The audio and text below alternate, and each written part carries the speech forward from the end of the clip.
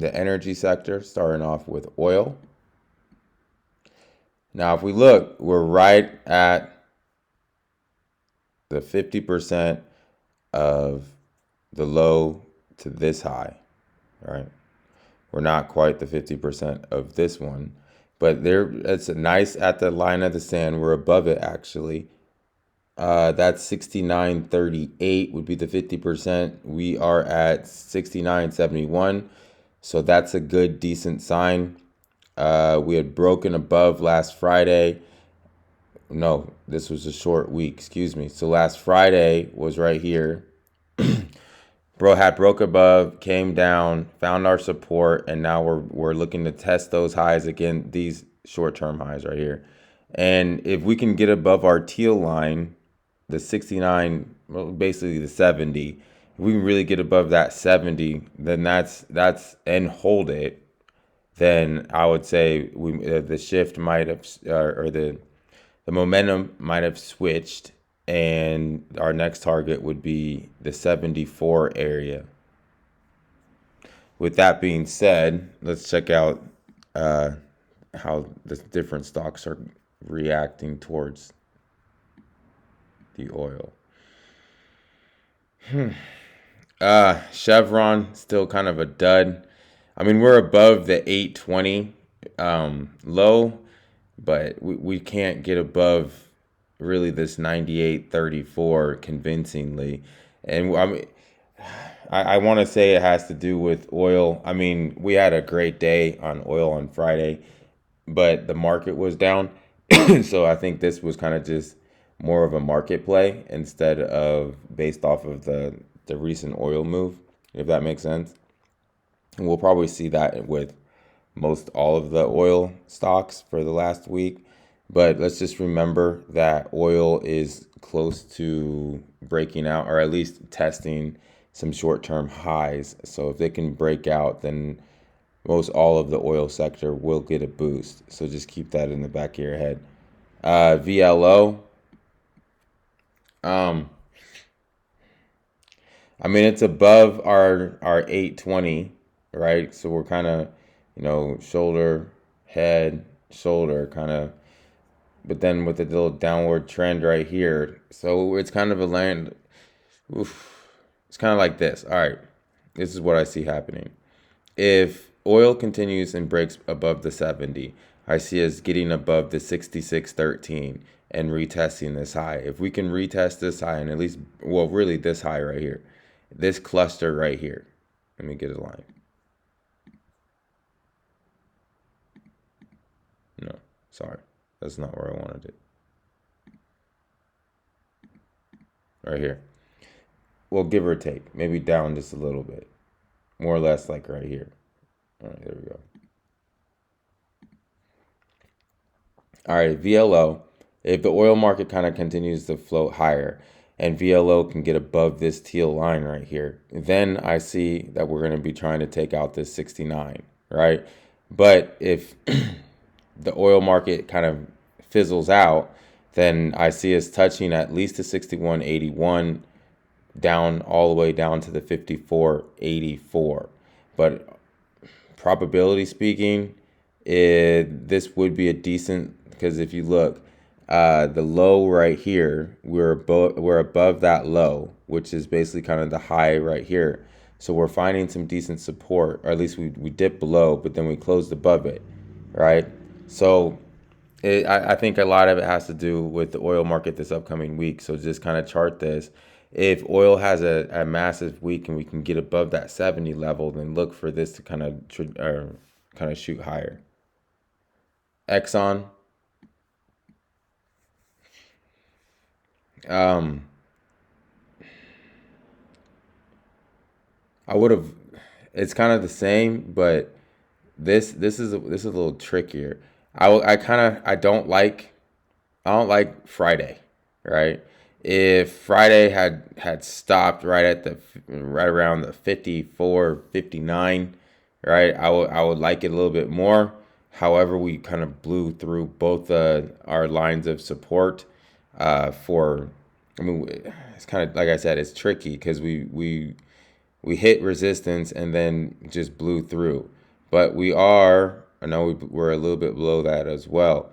As long as we stay above the 53.40, so about 50 cents away, then we're kind of poised to go higher as long as the oil market goes higher. But if the oil market is a little bit shattered or at all, then I would look for this to kind of continue its downward trend down to 51.69. MMP. See this. I would have liked for it to hold the 48.21. I mean, on Friday or Thursday, we closed below it. Friday, we were above. And then we kind of just got flushed out. Again, this is the oil market is kind of flustered. However, I don't see it coming down all the way down to the 46.55, but the path of least resistance at this point right now would be kind of going all the way to at least maybe, let's see something.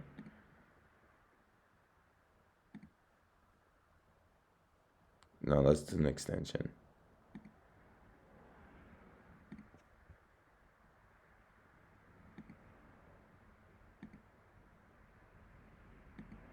All right. Okay, this makes more sense, right? So we hit target of a short term. We came down. We at the 50% of the long term, but then that's the 786 of the short term. Now we basically just broke that into the 618. So our next target, if we go down, would probably be the 4707, right? But if we can hold this 618, then we are in not like extreme, like a screaming bull, but if we can hold this number 4750 or 4751, then we're like, if we hold that, then look for us to transition up to the 5121 relatively fast. If we break that, then look for a little bit more chop. TTE. All right, we're starting to get a little bit more data, right? And it's not very good. Well, let's see. Let's draw just a support line.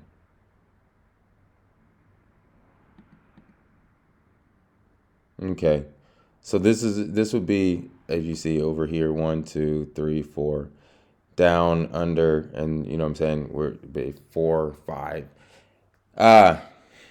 It's gone back and forth between this line. That's what I'm saying. I would say this would be our short-term support.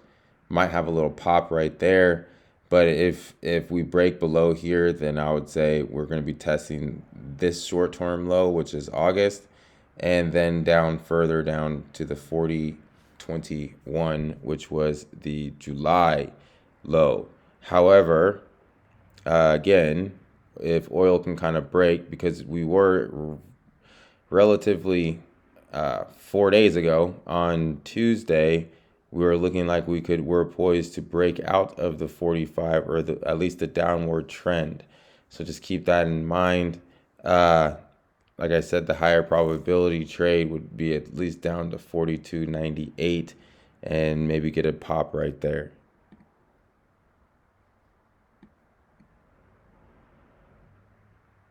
RDS, Royal Dutch Shell.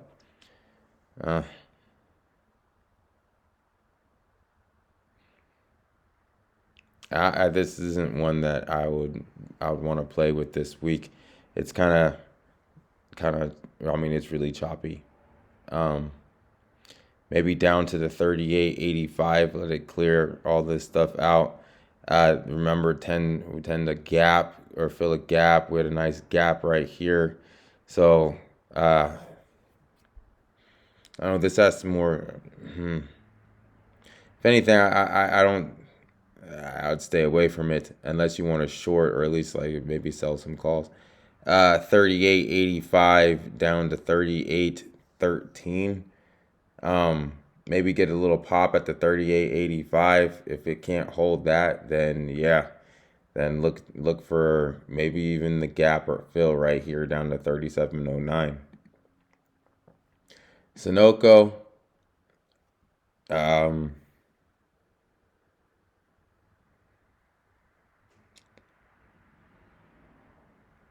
we had a nice like drawback, but if you look where we are, if we can stay above this teal line right here, then I still say we're in a positive, like, upward trajectory, even though we are on the negative of a short-term trend, right? We are below the 50.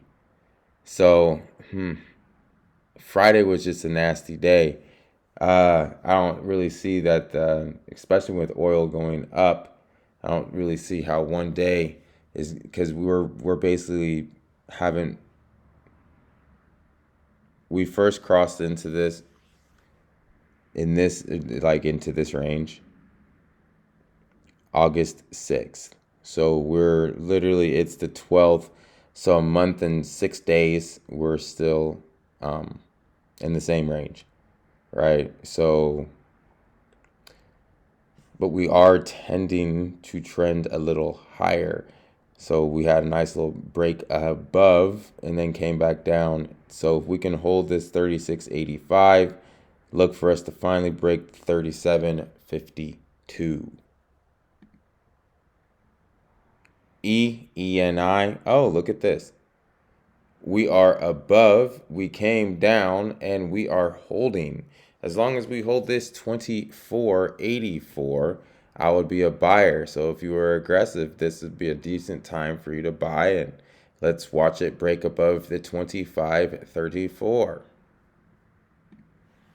BP. We are still above our teal line. It looks like we were going to break it, but then Friday, wow, on Friday, we had a nice little pop. Look at that. And as long as we hold this teal line, then we're good. But it kind of looks like we might be trending down and lower. But if the oil market kind of holds, then and British Petroleum, or BP, holds above the 24.828, then let's look for us to try to transition to the 25.79. However, if it does not, our target would be 22.96. KMI.